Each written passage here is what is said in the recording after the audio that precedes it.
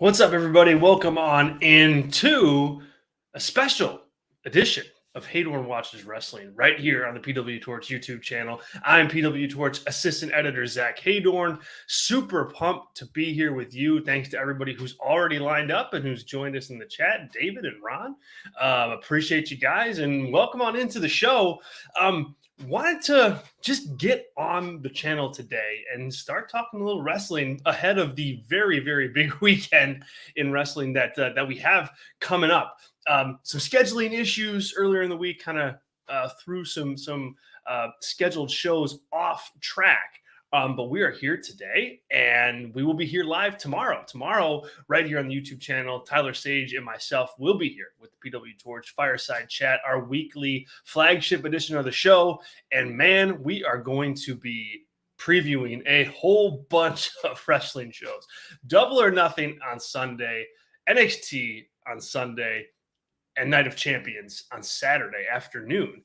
All will be previewed tomorrow. Right here on the PWTorch YouTube channel with the Fireside Chat. If you haven't done so, hit the notification button so you know when we go live, and also subscribe if you haven't done so already. We've got exclusive PWTorch style content going up on the YouTube channel all week long that I think you're definitely going to enjoy. Azan, what's up? What's happening in Chicago? Man, you know, it's crazy. It's crazy here. The weather's turning, which is good. Thumbs way up on that for sure. But my goodness, you know, just with kids being back at school, and we had some sick kids in the family. Everybody's fine, but just stuff that kind of kept them home and they needed to get picked up. You guys know how it goes, right? Life happens. Life can get in the way sometimes, and that's kind of what happened to me this week.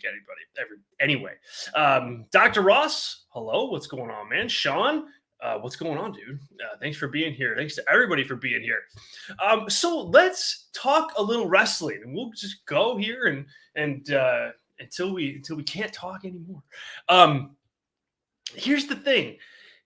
I thought the Tony Khan press conference today was super interesting. And so I wanted to start out talking about that and talking about a couple topics there that really kind of jumped off the page in terms of content from that media press call ahead of Double or Nothing. Tony Khan does these all the time before major shows, so it was no surprise that he was doing one today.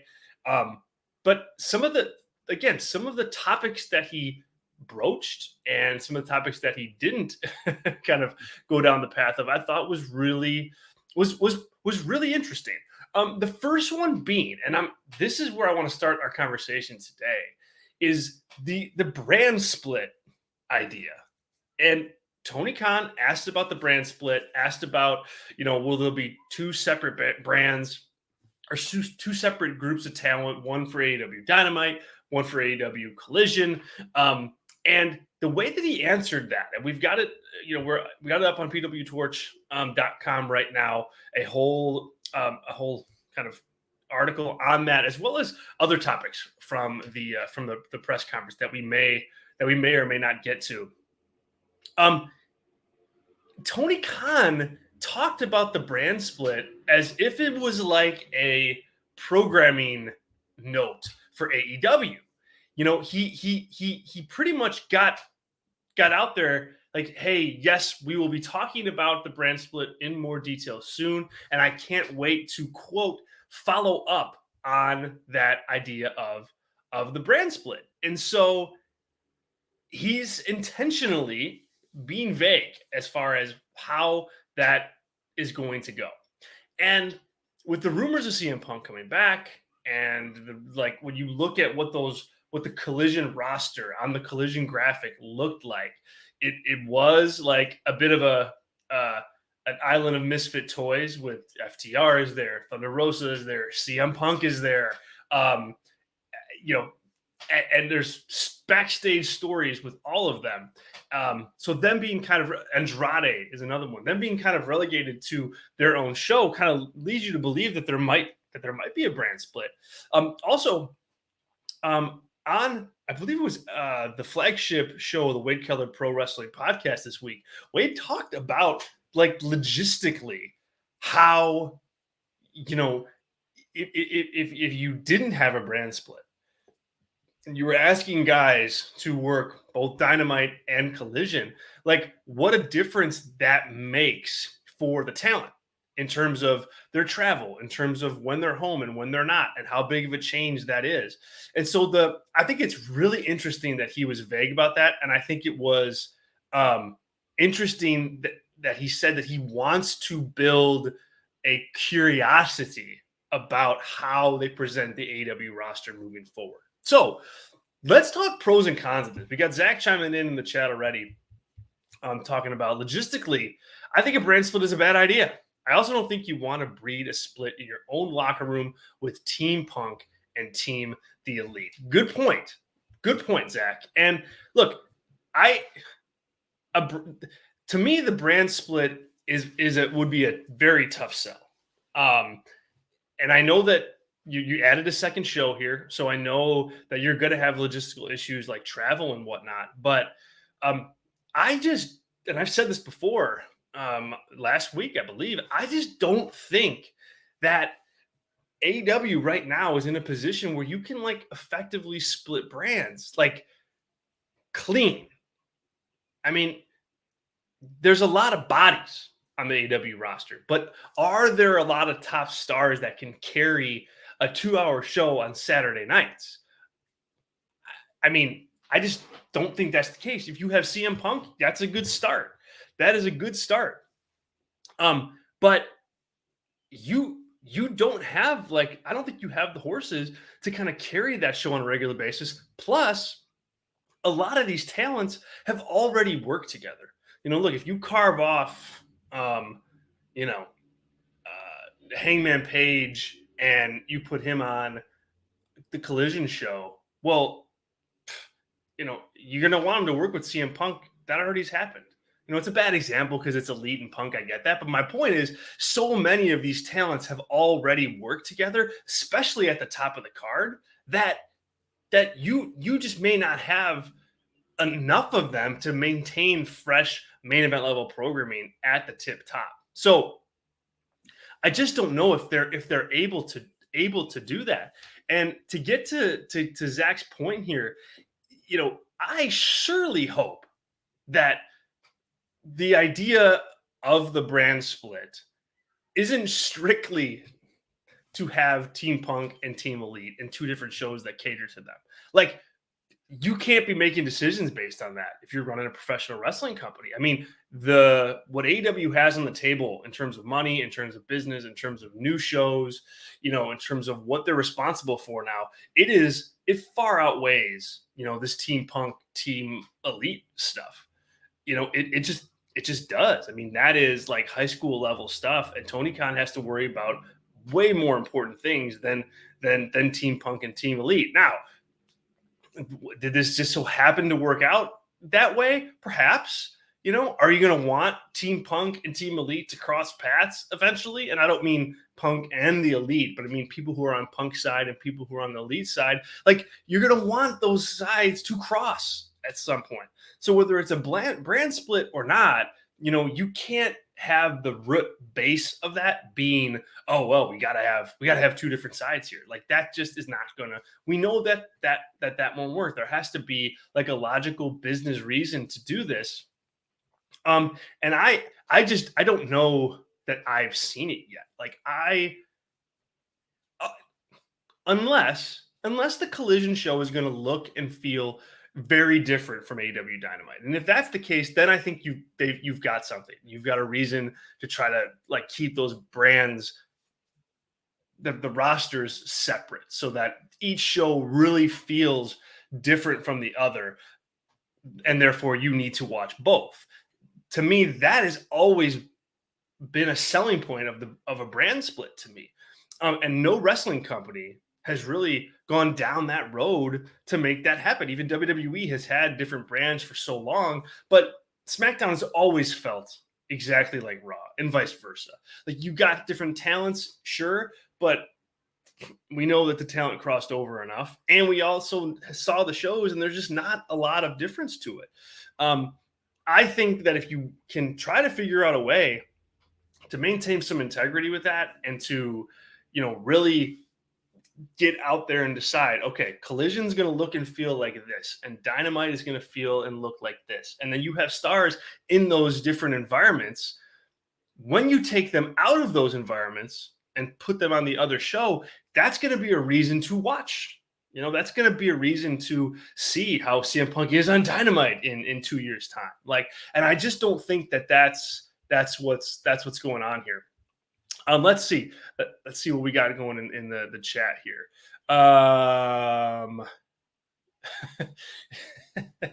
Is why Becky and Charlotte Flair can be on the same show. Exactly. That's my point. You have to be able to coexist. You can't have this idea of a split be there just to appease Team Punk, Team Elite. That can't be. So let's run it down. Pros of a brand split are you can utilize your deep roster. AEW has a deep roster in terms of depth, in terms of bodies, right? There's some people that you just don't see enough on television that they've had. Everybody from Jay White to, Miro.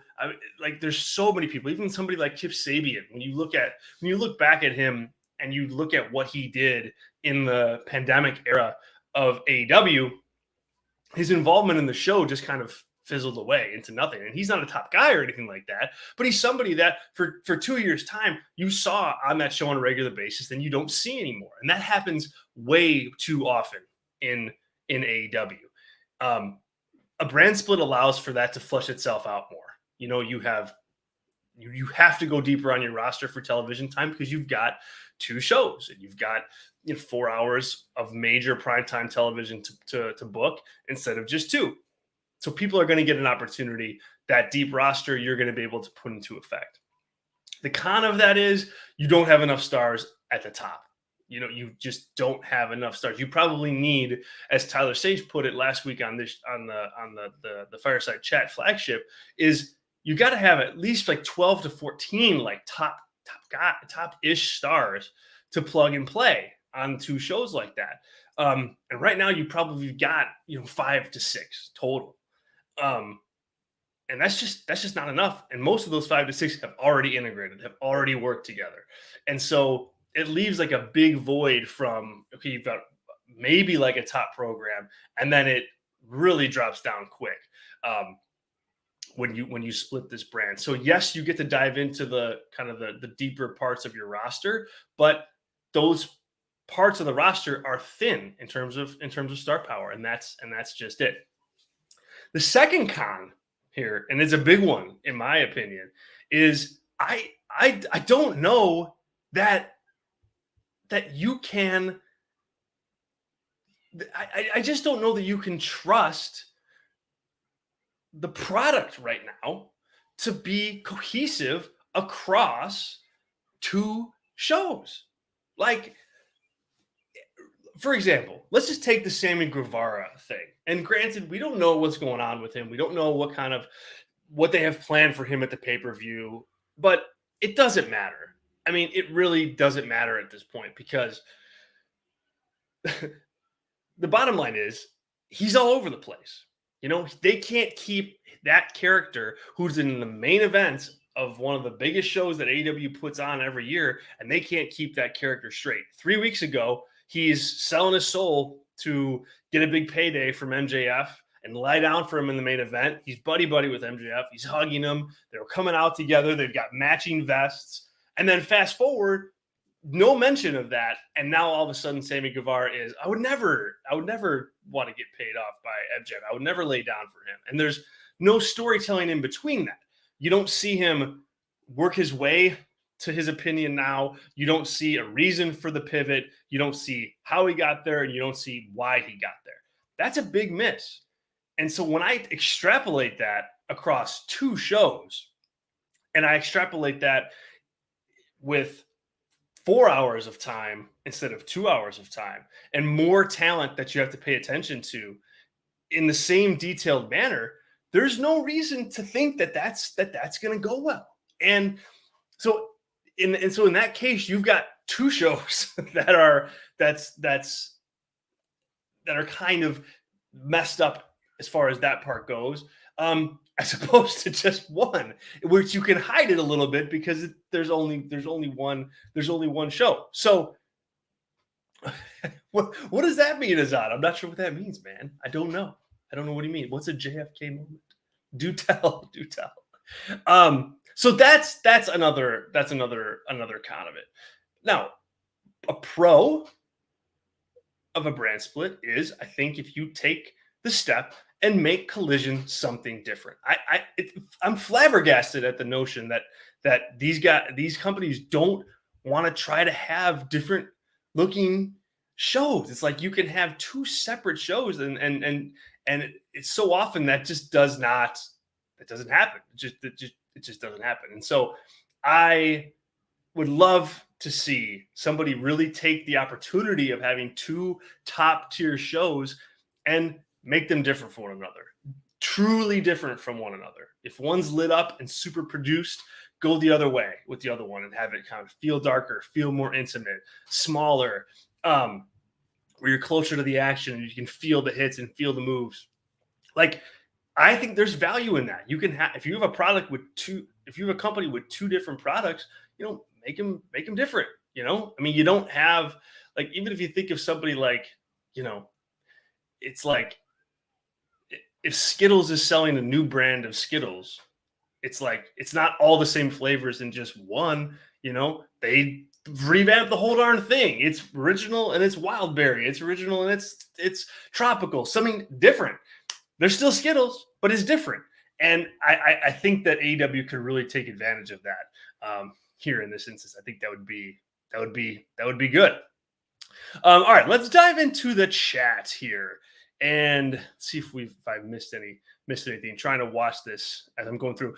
Constantino jumping in on booking of Sammy Guevara. The booking of Sammy and MJF has been weird. The promos have been heel, face, heel, face. Who got hurt in this? Poor Tainara. She's a big piece of his heel act. Yeah, well, she is. I mean, and I don't, Sammy Guevara specifically has not shown a propensity. This is going to sound bad, but to really kind of get like character in professional wrestling, you have to be consistent with that. You can't show one character on TV, one character in the vlog, and a different character on social media, and a different character on AEW Access. Nobody has any idea of how to feel about you in that instance when you're doing stuff like that. And it's bad enough with just social media alone can hurt that. But he's got like 4 different characters going. And yeah, and Tay plays a part of that heel act, and she's on the side. Like, as soon as she gets involved, it's back to being a heel. And we'll see where they go with this, but it's super inconsistent. I agree with you, Constantino. Yeah, what is a JFK moment? I need to know this, Azan. I need to know this. Let's keep going here.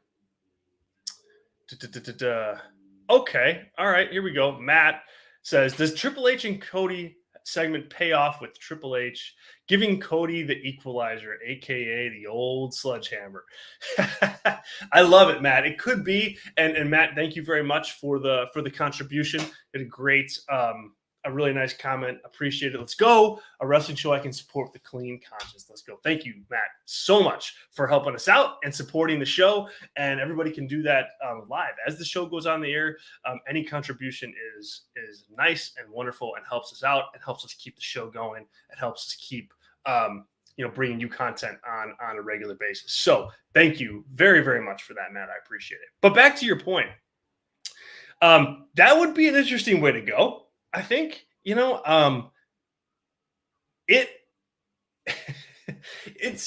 one of those things where Cody is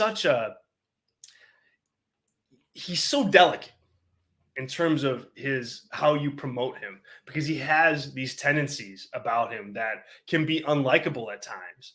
And I never can really get a good sense of what stuff like this can work and what stuff can't.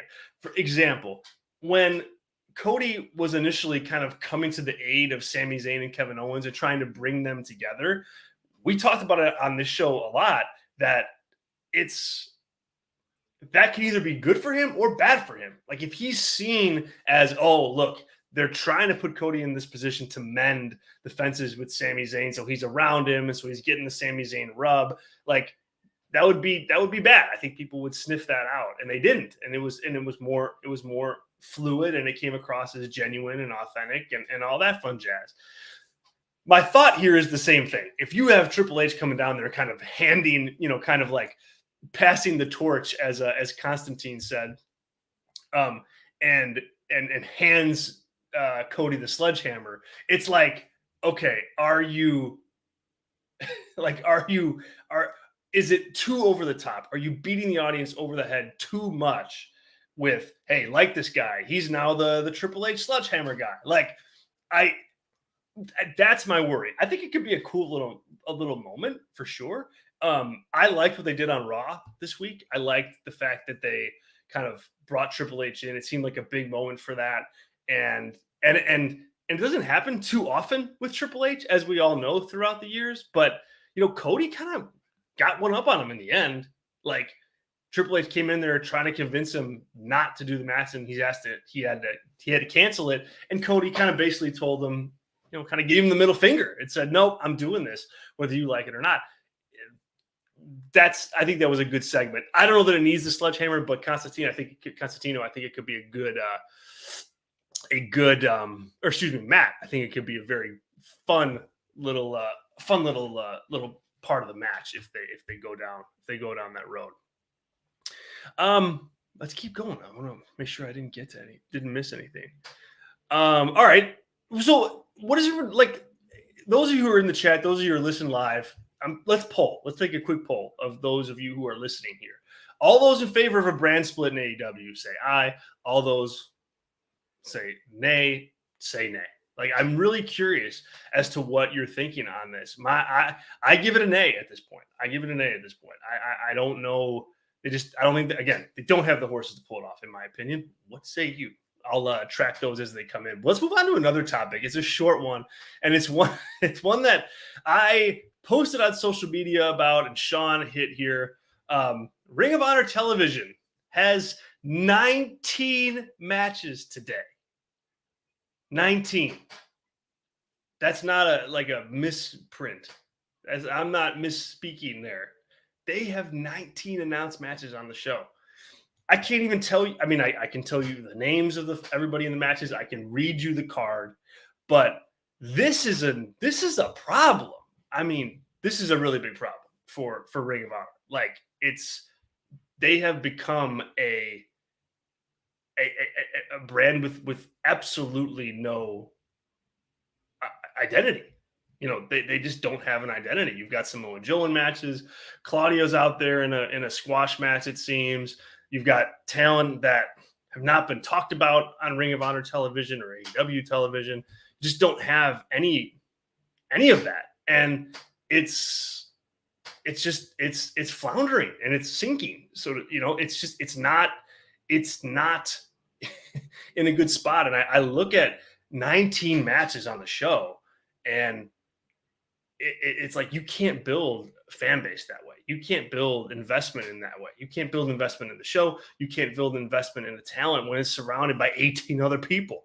It just cannot happen. And so, not a great sign. Yeah, Azan, I mean, I agree with you. I think, ROH is a Tony Khan dream product, but you got to hope that this is not the real vision of his dream for it, because it's nothing. Like, it's a nothing show. I mean, it has matches on it, but they're meaningless matches. They don't have any kind of depth to them at all. It is, as Constantino puts it here, like a new AEW Dark platform. He said on the conference call today that it's not a feeder system for AEW, but it certainly feels like it, and it seems like it is. So, they got to watch that. They got to just decide what they want ROH to be. I look at how he books that show, and I'm like, I feel like he remembers the good matches that Ring of Honor is known for. And a lot of people do. There's some tremendous matches throughout the history of that company, but none of those good matches are without story. They have story there. And I think if you forget that, and you forget like the storyline elements that played into some of the biggest matches that ROH had, you're forgetting like the essence of Ring of Honor. It's not just the matches. It's what the matches came out of that really are a major part of that company. And I think, this iteration of Ring of Honor has totally missed that. And I think it's really suffered because of it. So we'll see. I mean, like, look, perfect example. You had a major ROH title match last night on Dynamite. And it's like that if you want the ROH brand and company and promotion to mean anything, those matches have to go on Ring of Honor TV. Instead, they're on Dynamite, and the ROH titles, tag team titles, are a background to, build for the AEW pay-per-view. And it's like, that's fine. Like, if you're going to, you needed to promote the pay-per-view. I get it, but like, if you want Ring of Honor to be something, maybe don't do that angle in this match. No one forced you to do that. And I think like Ring of Honor constantly just gets undercut in those situations. And you add that onto the fact that there's 19 matches on the show. It's like, you're really not in a good place. So I just wanted to bring that up because I was just, my eyes just like popped out of my head. Like, you kidding me? 19 matches. All right, let's go to the poll here. Sean says nay. Matt wants a brand split. Zahn is right down the middle. So you guys are killing me on this with split 3 ways. Constantino is a nay, and Ron is a yes. I think that's supposed to be a yes. And Matt wants to go with the draft. This is interesting. This is an interesting topic to discuss. Boy, the drafts do well for WWE programming. They really do. And as he says later on here, it was pitched AEW as like a league, as very sports-like in nature. Can they do a draft better? Can they do a draft better than WWE can? Possibly. Possibly they can. I mean, you certainly can do the draft better than they've done it. There's no question about that. Can AEW? I don't know, but maybe that's the road they're going down. I still think there's just not enough talent to do this, but I digress. All right, here we go. Let's keep rolling here. Last topic, and then we'll wrap things up. And it's Monday Night Raw. I feel like, and Sean kind of re-put this in the center of my brain with Raw was a very good show on Monday. And I thought it was a really good show. And I think I was late to the party, so I watched it late on Monday night. And it seemed like on social media, it was kind of like looked down upon because, it was just angle. And I don't know, but it felt good to watch something like that. Like, when you look at the matches for Night of Champions that are coming up from Raw, and even some on SmackDown, like, they touched them all. Becky Lynch and Trish Stratus, they got there. Brock Lesnar and Cody, they got there. Seth Rollins and AJ Styles, they touched that one too.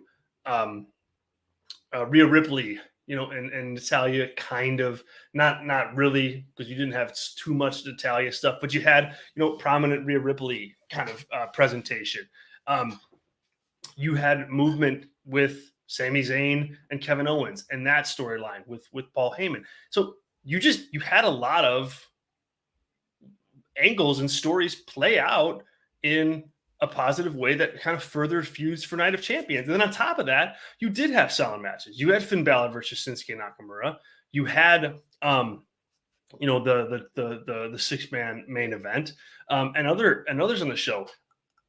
To me, that's what episodic wrestling should be.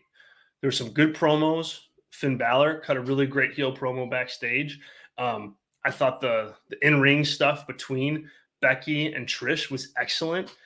So I guess I just don't know what everybody thought was wrong on the show. Like, to me, the goal of oh my, I got someone that been playing. Oh my goodness. It's Wade.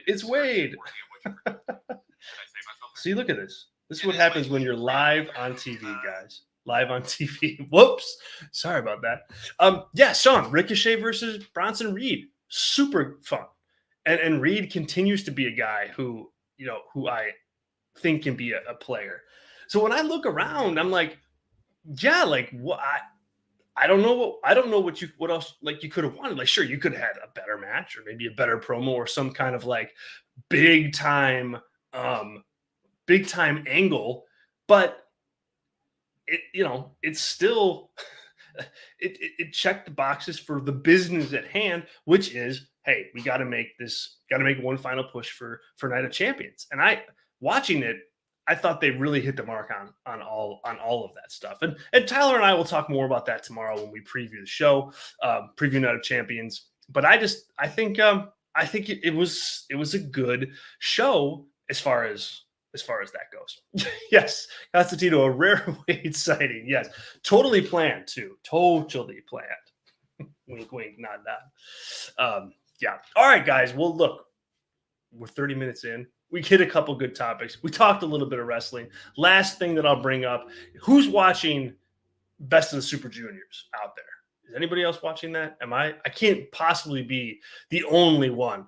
But man, it has been a heck of a tournament. I think that if you don't want to go and watch the whole thing, watch the Mike Bailey matches and watch the Lio Rush matches in particular. And it's not because the other kind of regular, junior heavyweight talent is not good, but the regular New Japan junior heavyweight talent against Speedball and Lio Rush, it's so new that it really jumps off the screen to me. Like, there's some really good matches. Their matches with across the board with the Japan talent have been fantastic, and it's fun. So I highly recommend you watch the Speedball matches, and I highly recommend that you watch the Lio Rush matches too. He was really impressive in the tournament. So I've been watching that, been tracking that. The semifinals are tomorrow, and the finals are over the weekend. So if you want to watch it now. I think you'll be happy that you did. It's been a pretty exciting tournament. Pretty exciting tournament so far, guys. Thank you. I appreciate it. We will be back tomorrow live here with the Fireside Chat with myself and Tyler Sage, previewing all the shows of the weekend. Legitimately previewing all the shows, including NXT. We'll talk about that as well. Thank you guys so much for contributing to the show. Matt, thank you so much for your generous contribution. It's so appreciated. Appreciate that and more. And thank you guys for listening. Thank you guys for chiming in. And we'll catch you guys next time right here on the PWTorch YouTube channel. I'm Zack Heydorn. Catch you guys next time. See ya.